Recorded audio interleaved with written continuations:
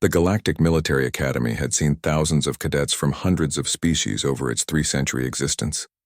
Towering Krillian warriors with their crystalline exoskeletons, nimble Viridian scouts with their enhanced neural processing, and brilliant Zephyrian strategists with their collective consciousness abilities. But none had caused quite the stir that Cadet Sarah Chen was creating in her first week. Admiral Thexron, the Academy's Krillian commandant, stood before a holographic display showing Sarah's test results. His 4 eyes narrowed as he studied the impossible numbers. Every species in the galaxy had been categorized, their abilities mapped and understood. Humans were supposed to be average across all metrics, decent at everything, exceptional at nothing. It was why they'd been accepted into the Galactic Federation as mediators and diplomats, rather than elite soldiers. Sarah Chen was rewriting that, understanding with every assessment she completed. "Show me the combat simulation results again," Admiral Thexron commanded his aide, a nervous Viridian named Ziptar. The hologram shifted, displaying footage from the previous day's exercise. Sarah moved through the virtual battlefield like liquid mercury, adapting her fighting style mid-combat. Against Krillian heavy assault troops, she became a ghost, using their own momentum and crystalline structure against them. When facing Viridian speed fighters, she somehow matched their enhanced reflexes while predicting their movements 3 steps ahead. Against Zephyrian tactical units, she disrupted their mental links with unpredictable actions that made their collective planning useless. "How is this possible?" Thexron muttered.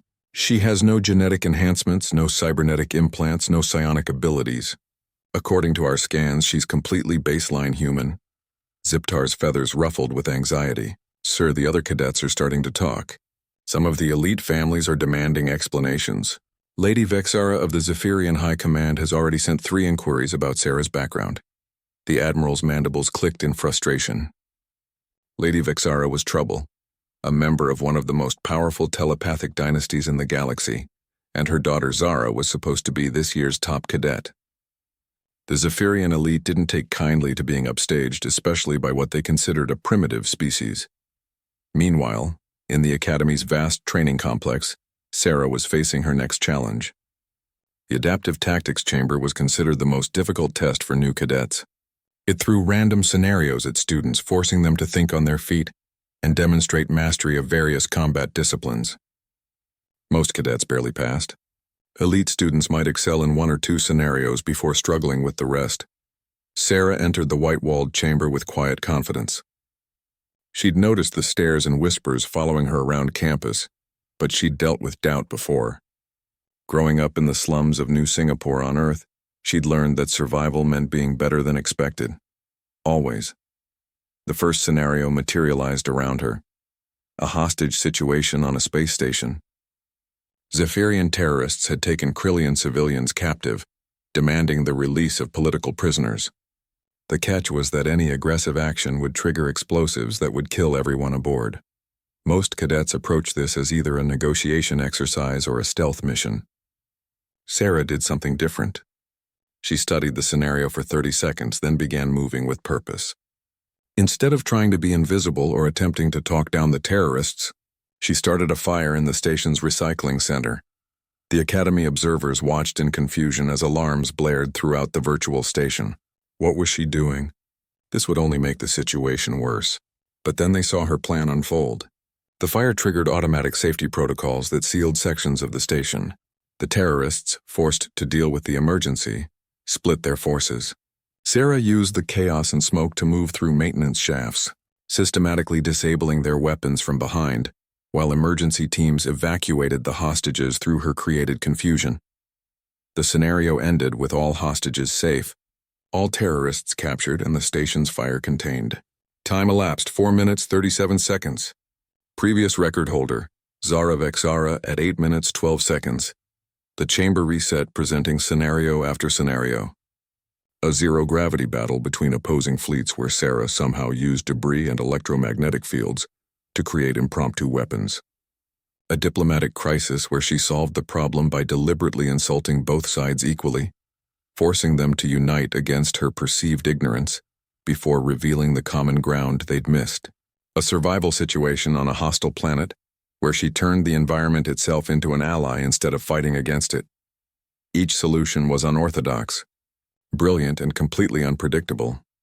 In the observation deck above, a crowd had gathered.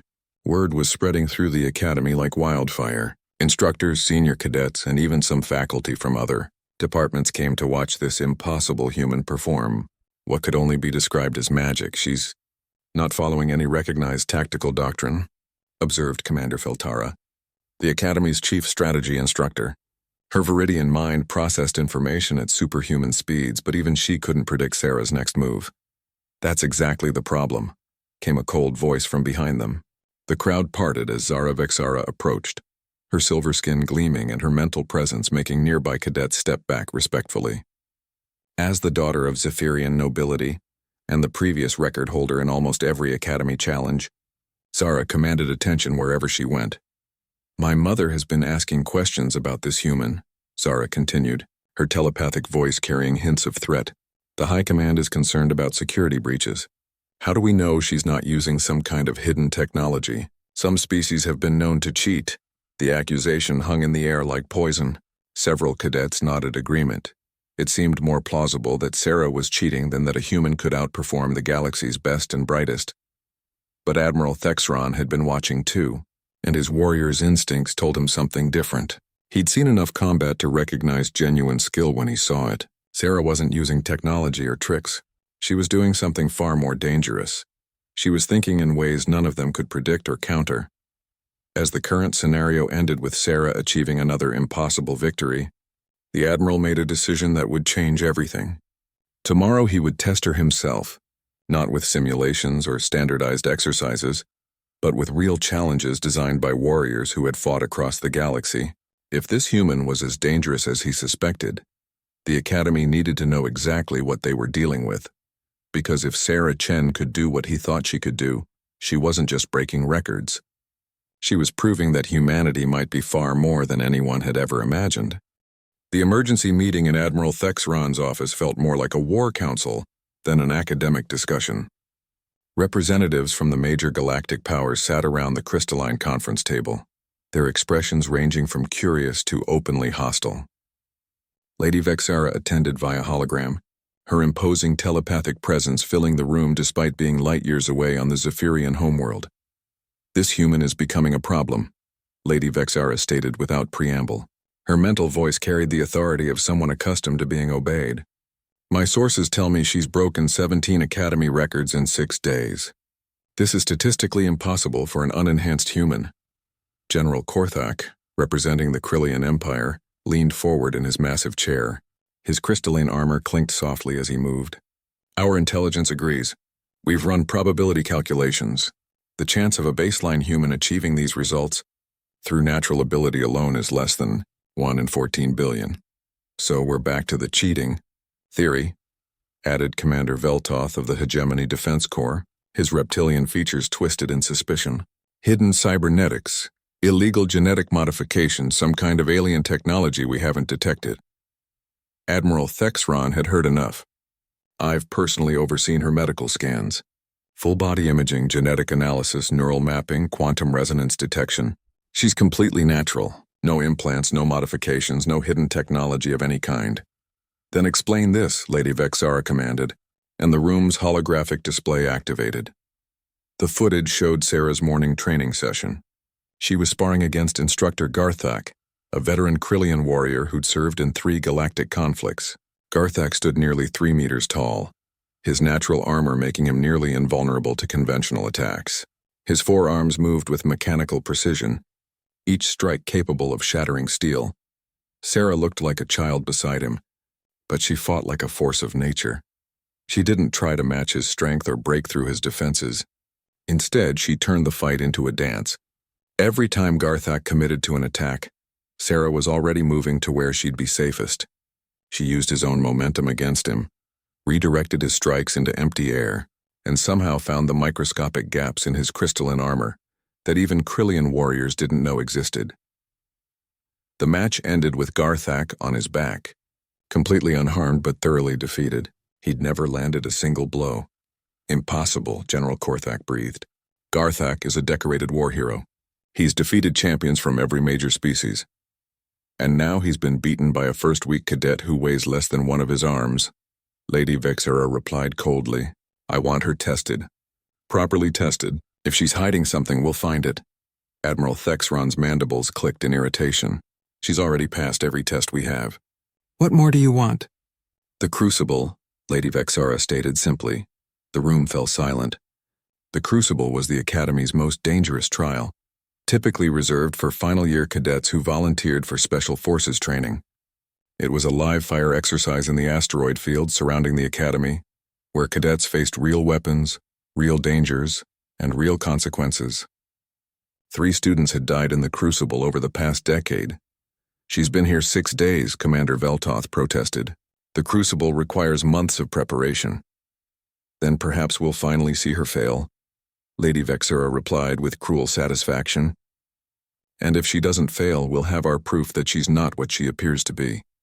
While the powers that be debated her fate, Sarah was in the Academy's observation deck, staring out at the stars. Earth was barely visible from here, just another tiny point of light among billions. She'd grown up seeing those same stars from the polluted skies of New Singapore, dreaming of one day walking among them.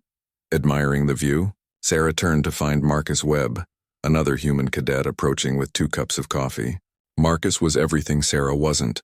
Politically connected from a wealthy family and exactly what the galaxy expected from humanity. Competent but not threatening, intelligent but not dangerous. Just thinking, Sarah replied, accepting the coffee gratefully, about how far from home we are. Marcus sat beside her, following her gaze to the stars. The other cadets are talking about you, you know. Some of them think you're cheating somehow. And what do you think? Marcus was quiet for a moment. I think you're exactly what you appear to be. A human who's very, very good at what she does. The question is, why does that scare them so much? Before Sarah could answer, an announcement echoed through the Academy. Cadet Chen, report to Admiral Thexron's office immediately. Sarah's blood ran cold.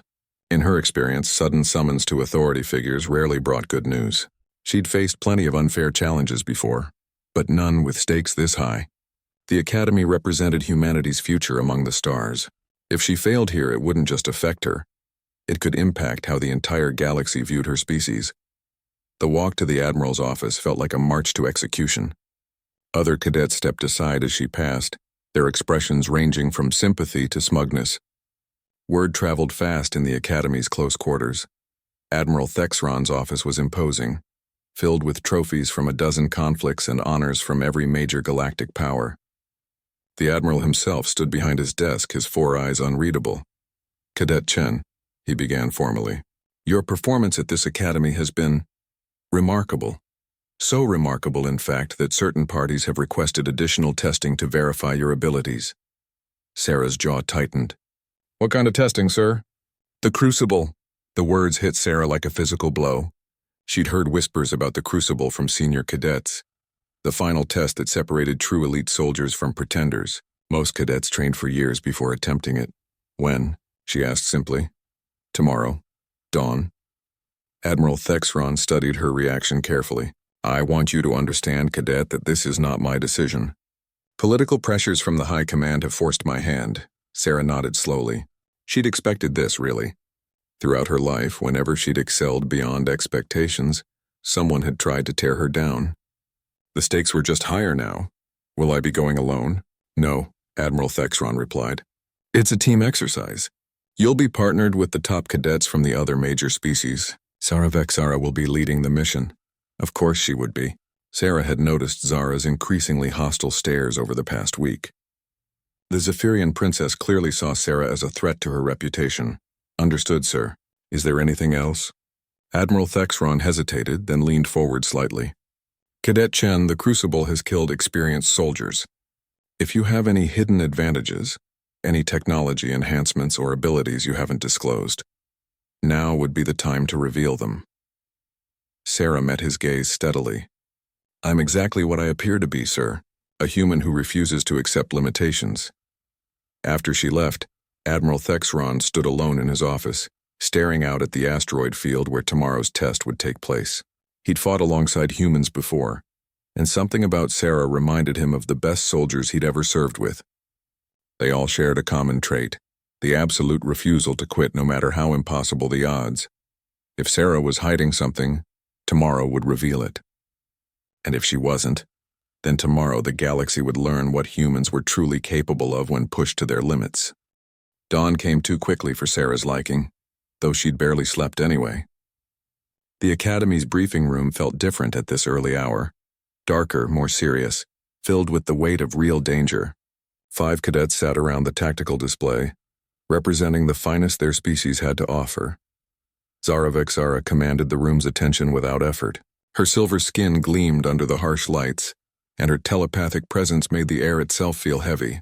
As team leader, she wore her authority like armor, every gesture calculated to remind others of their place. Beside her sat Brutus Korthak, son of the Krillian general. His crystalline hide was already scarred from countless training battles, and his forearms moved with the mechanical precision of his species. He was built for war, every fiber of his being designed for combat. The Viridian representative was Whisper, not his real name, but the closest translation from his species' complex tonal language. His feathered form looked delicate compared to the others, but Sarah had seen how fast he could move. Viridians didn't fight with strength. They fought with speed that made bullets look slow. The final member was Sergeant Thane, a grizzled veteran from the Hegemony Defense Corps, technically still a cadet due to species integration protocols, but he'd seen more real combat than the rest of them combined. His reptilian features bore scars from 3 different wars. And then there was Sarah, the human anomaly who'd somehow earned a place among Galactic elite through 7 days of impossible performances. The mission is simple, Zara began, her mental voice carrying undertones of condescension.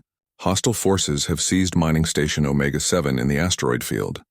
Intelligence suggests they're using the facility to develop illegal weapons. Our job is to infiltrate, neutralize the threat, and secure any intelligence.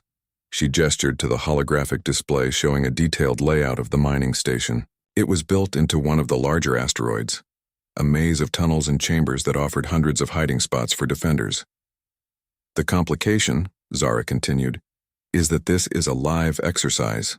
The hostiles are Academy instructors using real weapons set to training intensity. The station's automated defenses are fully active. The artificial gravity will be fluctuating randomly, and we have exactly 6 hours to complete the mission before emergency extraction. Sarah studied the display with growing unease. Training intensity weapons could still cause serious injury, and the Academy's instructors were all combat veterans. This wasn't just a test, it was a trial by fire designed to push them beyond their limits. Questions? Sarah asked, though her tone suggested she didn't expect any. How many instructors are we facing? Sarah asked, unknown. Intelligence estimates between 15 and 30. Zara's smile was sharp. They know we're coming. They've had days to prepare, and they know all our standard tactics. Brutus flexed his forearms eagerly. Direct assault through the main entrance. Overwhelm them with superior firepower. Negative, Whisper interjected, his voice like wind chimes. Speed and stealth. Strike fast, vanish faster. Pick them off one by one. Sergeant Thane shook his head. Both approaches are predictable. They'll be ready for conventional tactics. We need something unexpected. All eyes turned to Sarah. As the newest member and the reason they were all here, she could feel the weight of their expectations, some hopeful, others openly skeptical. What's the station's power source? She asked. Zara frowned. Fusion reactor in the central core. Standard mining operation setup. Why? Sarah studied the display more carefully, her mind racing through possibilities. The artificial gravity fluctuations, are they random or following a pattern? Random, according to the mission brief. But they're controlled by the station's computer system, right? And that system is connected to everything. Life support, artificial gravity, automated defenses, communications. Obviously, Zara replied with growing irritation. What are you getting at? Sarah smiled for the first time since entering the room. I'm getting at the fact that we're thinking about this like a combat mission when we should be thinking about it like a systems problem. The transport ship carrying them to the station was cramped and utilitarian. Sarah spent the 20-minute flight studying schematics and running calculations in her head. The others checked their weapons and reviewed tactical procedures, but Sarah was focused on something entirely different. You're planning something, Whisper observed. His enhanced senses could detect changes in breathing patterns and stress hormones that others missed. something the rest of us won't like. I'm planning to complete the mission, Sarah replied simply. Zara's mental probe brushed against Sarah's thoughts, testing for deception or hidden intentions. It was a casual violation of privacy that Zephyrians often inflicted on other species. But Sarah's mind felt strange, not blocked or shielded, but somehow difficult to read clearly. Stay close to me during the insertion, Zara commanded. I want to observe your methods firsthand. The mining station loomed before them through the transport's viewport, a dark bulk of metal and rock spinning slowly in the void. Docking ports had been sealed, forcing them to use emergency airlocks. As they suited up in combat gear, Sarah made one final request. I need access to a computer terminal once we're inside. Absolutely not, Zara snapped. We're not splitting up for your little theory. Then bring me to one, Sarah said calmly. Give me 60 seconds with any networked terminal and I can guarantee mission success. Brutus laughed, a sound like grinding crystals. 60 seconds. What are you going to do? Asked the computer nicely to surrender. Sarah didn't answer, but Sergeant Thane was watching her with growing interest. He'd seen enough unconventional warfare to recognize when someone had an edge others couldn't see. The airlock cycled open, and they moved into the station's darkened corridors. Emergency lighting cast everything in ominous red shadows, and the sound of their breathing echoed in the confined space. Somewhere in this maze of metal and stone, highly trained instructors waited with weapons and decades of experience. Within minutes, the first contact came. Plasma bolts lit up the corridor as Instructor Valkyris opened fire from an elevated position. His Zephyrian telepathy let him predict their movements, forcing the team into cover behind a maintenance alcove. Whisper, flank left, Zara ordered, her mental commands coordinating their response. Brutus suppressing fire. Thane, watch R6. Sarah, stay down and try not to get killed. But Sarah was already moving, not toward the fight but toward a wall-mounted access panel she'd spotted in the firefight's chaos. While her teammates engaged the instructor with conventional tactics, she connected her personal datapad to the station's network through an emergency maintenance port. 60 seconds. That's all she'd asked for, and that's all she needed. Her fingers flew across the interface, not trying to hack or override the system, but to understand it. Every computer network had patterns, quirks, and vulnerabilities that weren't really vulnerabilities at all. They were features working exactly as designed, just not in ways their creators had anticipated. The station's artificial gravity system was indeed fluctuating randomly, but random didn't mean unpredictable. It meant following mathematical algorithms that could be mapped and anticipated. More importantly, those same algorithms controlled everything else: lighting, atmosphere, automated defenses, and even the instructor's communication systems. Sarah smiled as the pattern became clear in her mind. She began typing a series of commands that would have seemed like gibberish to anyone watching, but were actually instructions written in the computer's own language. The fight above her was intensifying when everything changed at once. The lights flickered in a specific pattern. The artificial gravity shifted to create momentum in their favor, and Instructor Valkyris's weapon jammed at exactly the moment Whisper reached his position. How did you? Zara began, but Sarah was already moving toward the next terminal. 29 more instructors to go, Sarah said cheerfully. This is going to be easier than I thought. The station's central command deck erupted in confusion as alarm lights began flashing in patterns that made no tactical sense. Instructor Commander Thexrun, a decorated Krillian veteran overseeing the exercise, stared at his tactical display in growing bewilderment. Report, he barked to his communications officer. Sir, we're experiencing system malfunctions across 17 decks. Artificial gravity is fluctuating beyond acceptable parameters. Automated turrets are firing at empty corridors, and our communication network keeps dropping out for exactly 47-second intervals. Thexrun's four eyes narrowed. That's not a malfunction. Someone's in our system. Impossible, sir. Our firewalls are military grade, and the cadets don't have the clearance codes or technical expertise to... The lights in the command center suddenly dimmed to emergency levels, then began flashing in a complex sequence. To most observers, it would have looked random, but Thexeran had spent enough time around communications specialists to recognize Morse code when he saw it. HELLO flashed across the ceiling lights, followed by a brief pause, then CANYOUHEARME. Well, Thexran muttered. That's new. 3 levels below, Sarah's team was moving through the station with unprecedented ease. What should have been a grueling 6-hour siege had become something closer to a guided tour. Every corridor they entered was conveniently lit, every automated defense system mysteriously offline, and every instructor they encountered seemed to be dealing with equipment failures at precisely the wrong moment. This is impossible, Zara hissed as they approached another security checkpoint. Her telepathic senses were screaming warnings about the obvious trap ahead. But every tactical calculation she ran came back with the same impossible result: success. It's not impossible, Sarah replied absently, connecting her datapad to yet another access terminal. It's just improbable. The station's AI is designed to maintain optimal operational parameters under any circumstances. I'm just helping it redefine what optimal means. Whisper's feathered head tilted curiously. You're not fighting the system. You're convincing it to fight itself. More or less, Sarah confirmed. Her fingers danced across the interface, rewriting environmental parameters in real time. Every system has rules, and rules have exceptions, and exceptions have loopholes. You just have to know how to ask politely. Brutus smashed through a locked door with one crystalline fist, revealing 3 instructors waiting in ambush positions. They opened fire immediately, but their weapons sparked and died before completing their targeting sequences. The Krillian cadet looked around in confusion. How are you doing this? He demanded. Sarah paused her work for a moment to watch the instructors struggling with their malfunctioning equipment. Do you know how many safety protocols are built into training weapons? Thermal regulators to prevent overheating, power limiters to avoid lethal discharge, target identification systems to prevent friendly fire incidents. All I'm doing is activating those safety features at convenient moments. That's not how technology works, Zara protested. You can't just reprogram military-grade systems with a personal datapad.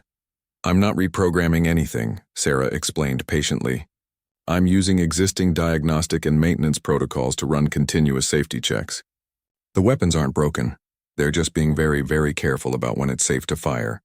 Sergeant Thane studied Sarah with growing respect. You're not a soldier at all, are you?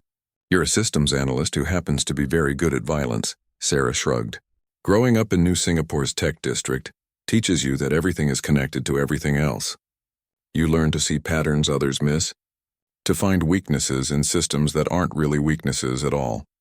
Their conversation was interrupted by an announcement echoing through the station's communication system. Commander Thexron's voice carried a mixture of irritation and grudging admiration. Attention, cadets.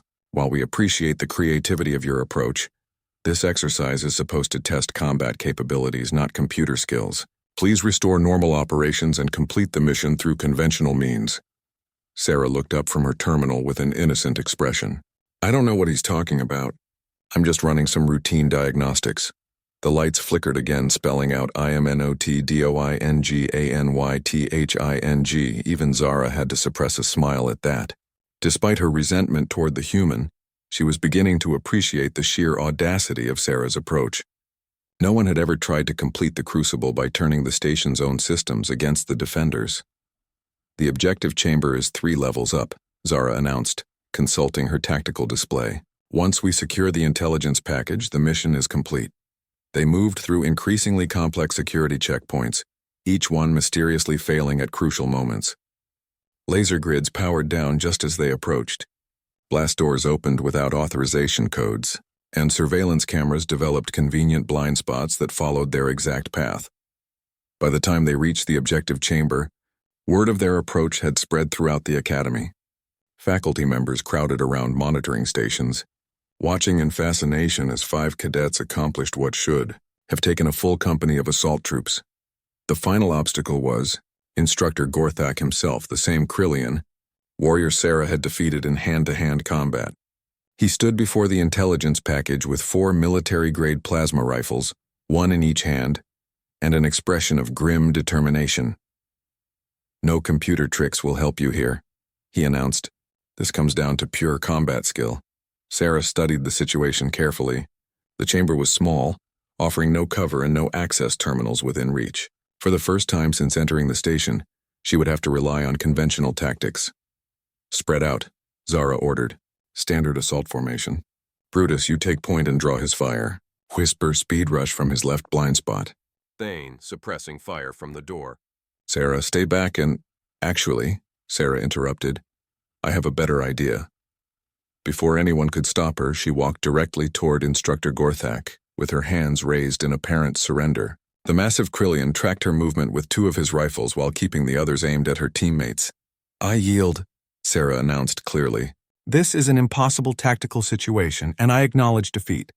Gorthak's four eyes narrowed suspiciously. This is the Crucible, Cadet. There is no yielding. But there is retreating, Sarah replied. And regrouping, and finding alternative approaches. She stopped just outside his weapon range and sat down cross-legged on the floor. I'll wait here while my teammates complete the mission. Confusion rippled through the watching faculty. Was she giving up? After everything she'd accomplished, was the human finally acknowledging her limitations? Then Sarah's teammates began to understand. With Sarah holding Gorthak's attention through the sheer audacity of her surrender, the tactical situation had changed completely. The instructor couldn't fire on her without violating Academy safety protocols. She was clearly out of the fight. But he also couldn't ignore her, because surrender could be a feint. While Gorthak wrestled with this unprecedented situation, Whisper simply walked past him and collected the intelligence package. The Viridian moved with casual confidence, understanding that the instructor couldn't shoot someone who was technically no longer participating in combat. Mission complete, Whisper announced cheerfully. In the stunned silence that followed, Sarah stood up and dusted off her uniform.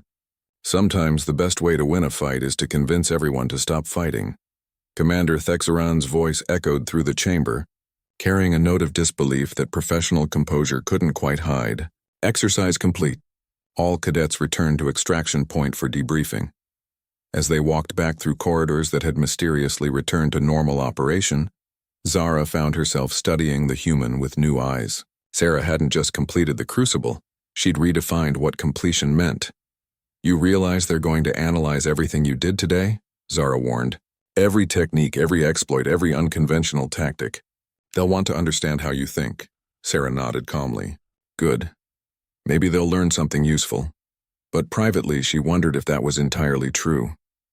Because the real secret wasn't in her techniques or her computer skills or her tactical innovations. The real secret was something far simpler and far more dangerous. She refused to accept that anything was truly impossible, and that was a lesson the galaxy might not be ready to learn.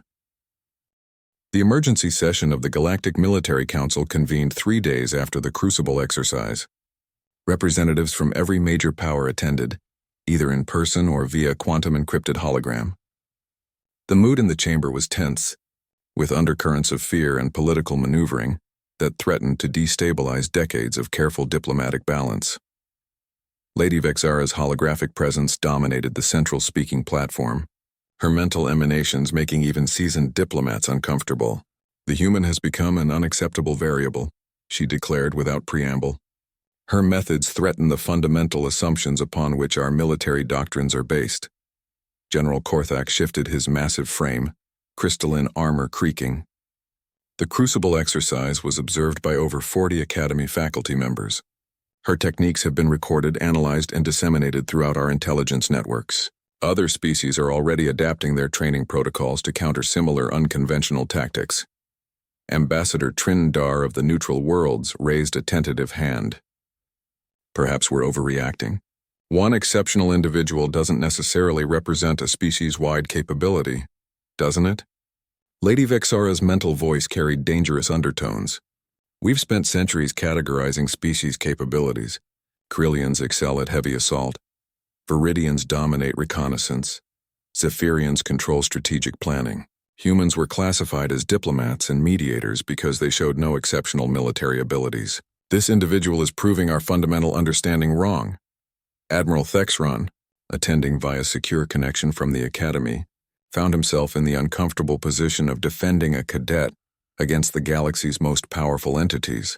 With respect, the cadet has violated no regulations and demonstrated no hostile intentions. Her methods are unconventional but effective.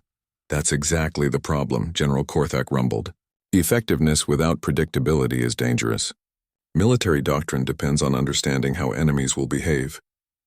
If humans can think in ways we cannot anticipate or counter, They become an existential threat to galactic stability.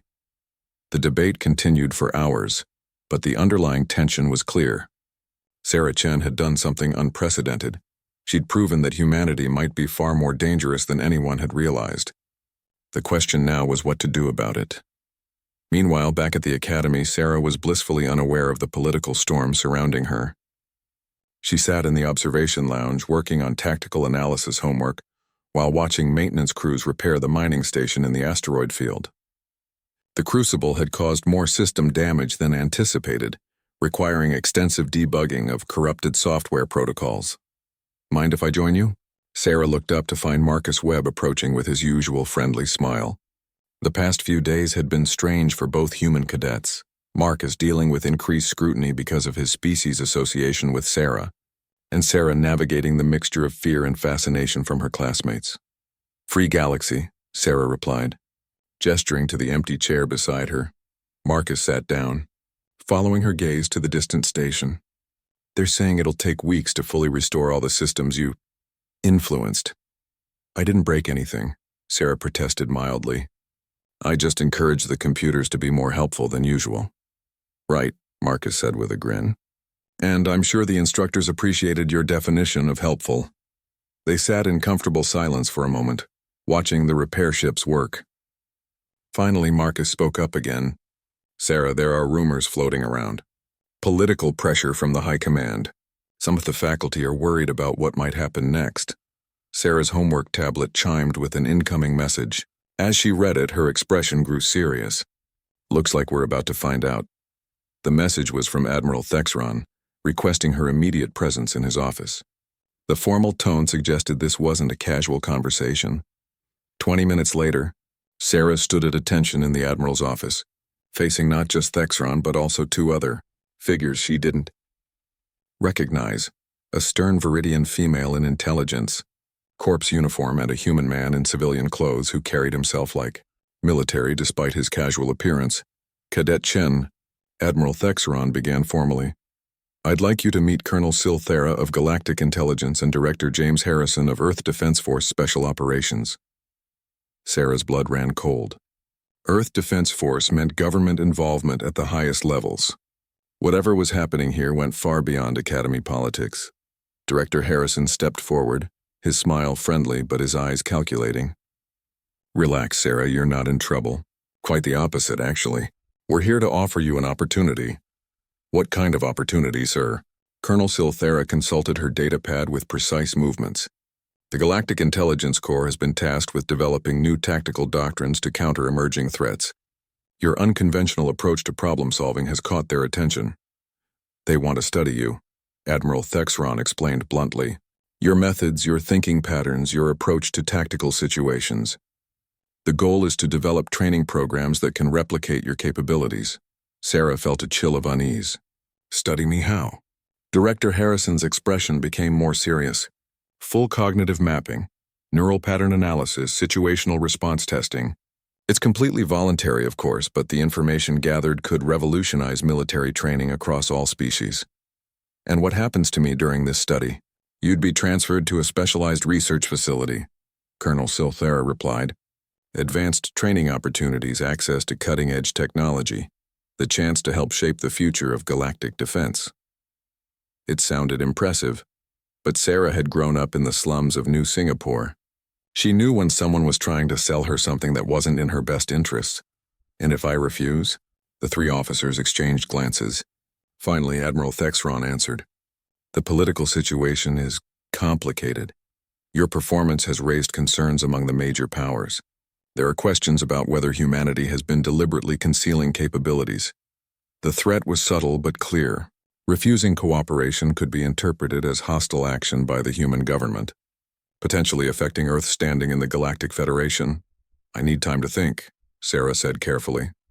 "Of course," Director Harrison replied smoothly. "Take all the time you need. But remember, this is a chance to prove that humanity can be a valuable ally rather than a potential threat." After they left, Admiral Thexron poured himself a drink from a bottle of Krillian crystal whiskey and offered Sarah a chair. The formality was gone now, replaced by something that looked almost like paternal concern. Off the record, he said quietly. What they're really asking is for you to let them figure out how to neutralize what makes you dangerous. Sarah wasn't surprised. And what do you think I should do? Thexron was quiet for a long moment, staring out at the stars. In my experience, when powerful people are afraid of you, it's usually because you represent something they can't control. The question is whether you want to spend your life proving you're not a threat, or whether you want to become the thing they're actually afraid of. Which is? The Admiral's mandibles clicked in what might have been approval. Someone who refuses to play by their rules. That evening, Sarah found herself back in the observation lounge, staring out at the same stars that had called to her as a child. But now they looked different. Not like destinations to explore, but like territories to be defended. Her personal communicator chimed with an encrypted message from an unknown sender. The text was brief but intriguing. If you're interested in alternatives to their offer, meet me in Maintenance Bay 7 at 0200 hours. Come alone. A friend. Sarah deleted the message and leaned back in her chair.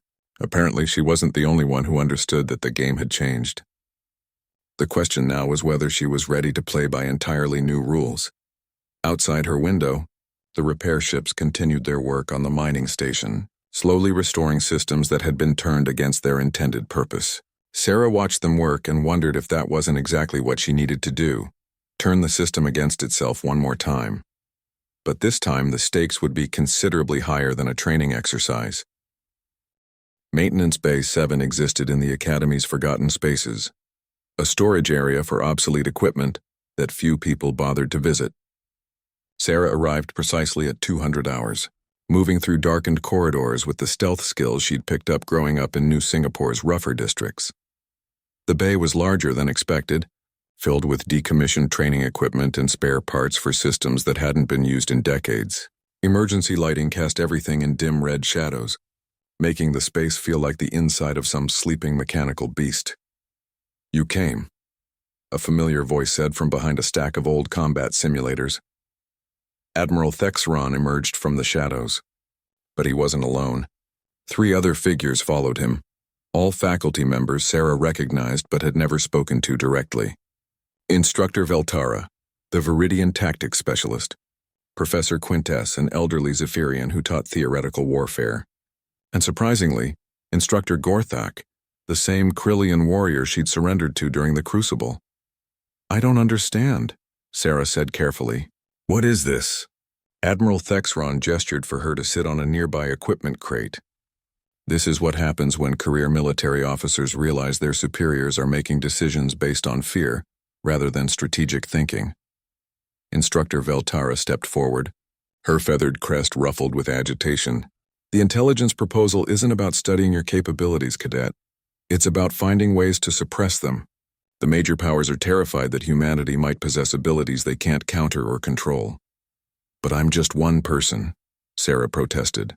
Even if I am exceptional, that doesn't mean all humans share my capabilities. Professor Quintess made a sound like silver bells laughing. That's exactly what they're afraid of, child. If one untrained human can accomplish what you've done, what might happen if your species developed proper military doctrine around such abilities? Instructor Gorthak's crystalline features reflected the emergency lighting as he spoke. I've fought in 17 major conflicts across 40 years of service. I've seen tactical innovations that changed the course of wars. What you did to me in the Crucible wasn't just unusual, it was revolutionary. Sarah looked around at the 4 instructors, all veteran warriors from different species, all looking at her with expressions she couldn't quite identify. What are you asking me to do? Run, Admiral Thexron said simply. Tonight, before the transfer orders come through tomorrow morning. Run where? This is an Academy space station. There's nowhere to go.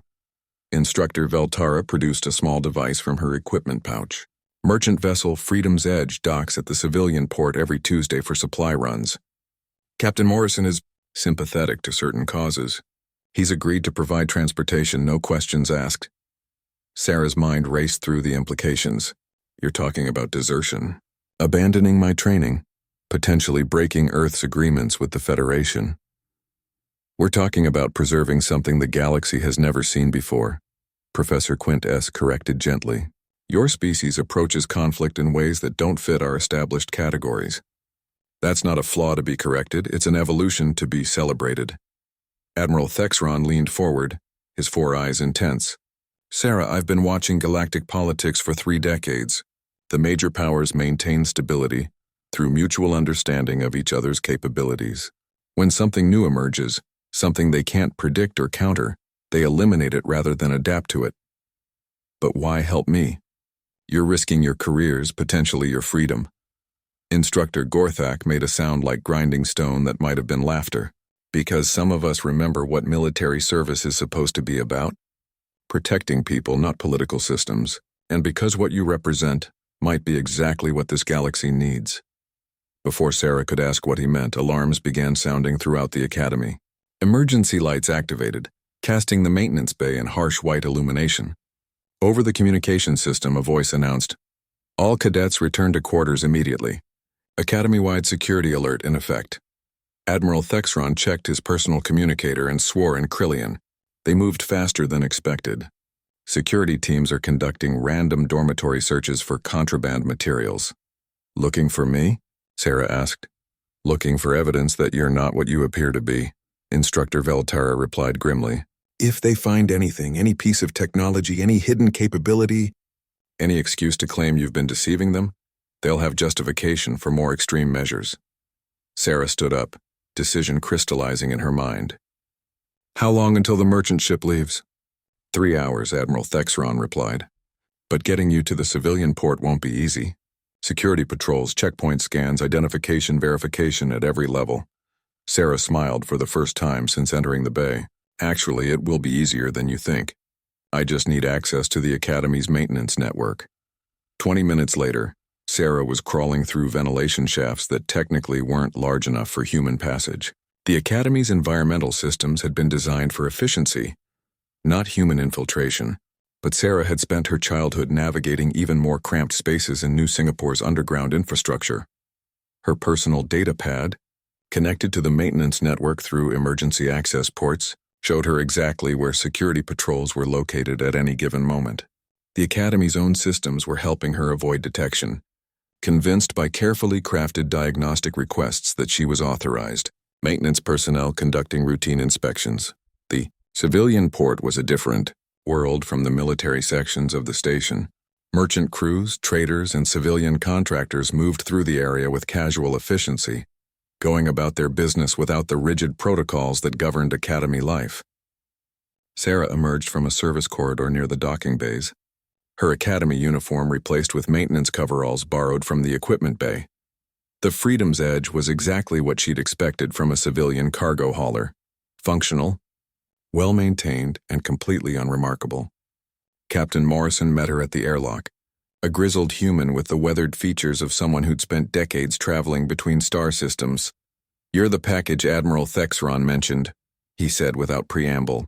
"I don't ask questions about passengers who need discreet transportation, but I do need to know if anyone's going to be shooting at my ship."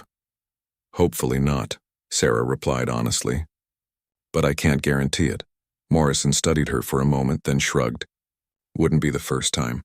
Come on, we launch in 30 minutes. As Sarah followed him into the ship, her communicator chimed with one final message from Admiral Thexron. "Remember, you're not running away from something. You're running toward whatever humanity is supposed to become." The Freedom's Edge detached from the Academy's docking port with minimal fanfare. Just another merchant vessel heading out into the vast network of trade routes that connected the galaxy's civilized worlds. Sarah watched through a porthole as the Academy grew smaller behind them, its lights disappearing among the stars. She was free. But freedom came with responsibilities she was only beginning to understand. Somewhere out there, humanity was waiting to discover what it could really accomplish among the stars. The question was whether Sarah would be ready to show them when the time came. In the Academy's command center, Admiral Thexron watched the departure with mixed emotions. He'd just committed an act that could be considered treason, but he'd also preserved something that might be more valuable than his career. Only time would tell if he'd made the right choice. The galaxy was about to learn that humanity had capabilities no one had anticipated. And Sarah Chen was about to discover that her real education was just beginning. 6 months after Sarah Chen disappeared from the Galactic Military Academy, the galaxy was a different place.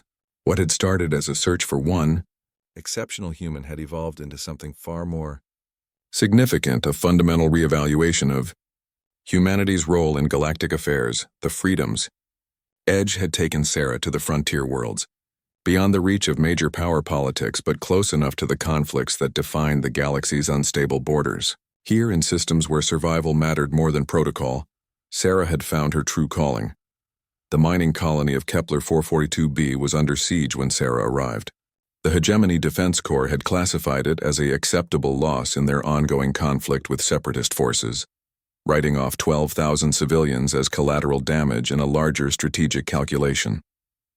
The colony's desperate distress calls had been ignored by official channels, deemed too risky for military intervention. Sarah Chen had different ideas about acceptable losses.